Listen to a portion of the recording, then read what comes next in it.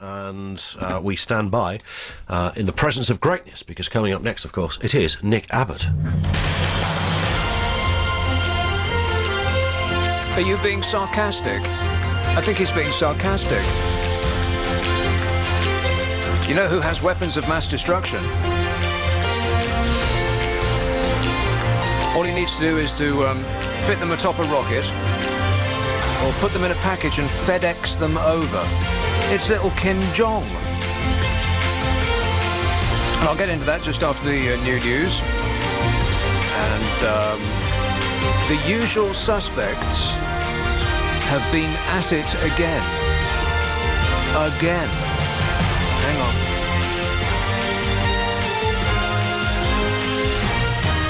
On FM, online and digital radio, London's biggest conversation. This is LBC 97.3.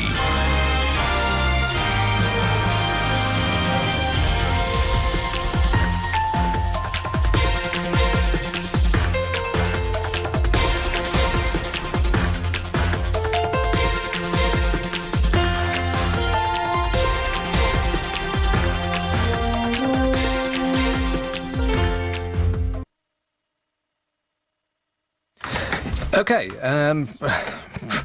what a great start to the show. I love shows that start like this. They seldom get better.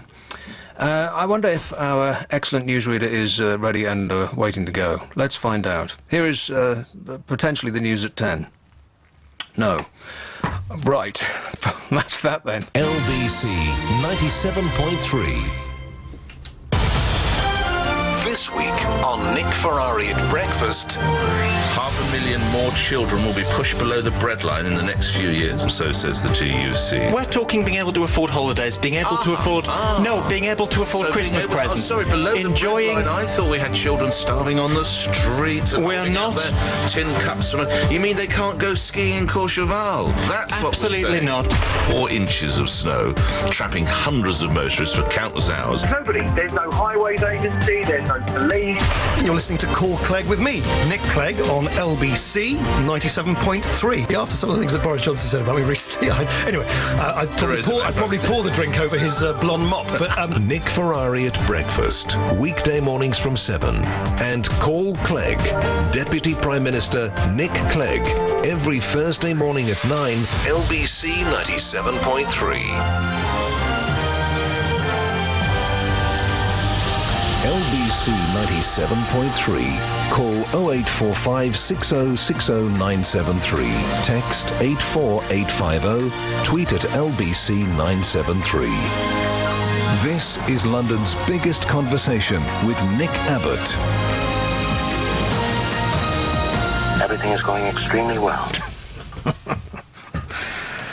Oh, let's just pretend it didn't happen and we'll carry on regardless. In a speech at the party's spring conference, the Prime Minister himself said that the Conservatives will focus on supporting families and families. There's a controversial thing to say. He's going to support families, ladies and gentlemen. Who could have seen that coming?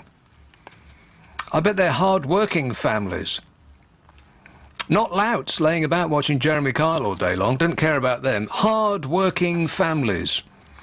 And first-time buyers. And he would deliver better schools and cut welfare spending. But you know what? Not one single person in the audience could concentrate on what he was saying, because they're all still furious that they weren't getting a weekend away with their youthful researchers in Blackpool, or some such place where they're unlikely to be spotted by their wives and their husbands. They stayed in London. I've never heard anything like it. That's not even trying. The Dreer leader said, we want people to climb up through their own efforts, which sounds both painful and dirty at the same time. Here, Amanda, have you ever climbed up through your own effort? What, for a greasy pole? Oh. Wow, your performance so far on this show has been disastrous.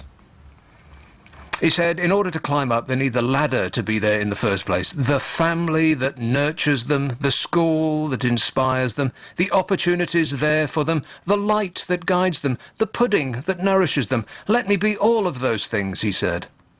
He didn't say that, I made that up. He said, great Conservatives down the generations have put these ladders in place. When Winston Churchill invented the Labour Exchange, that helped...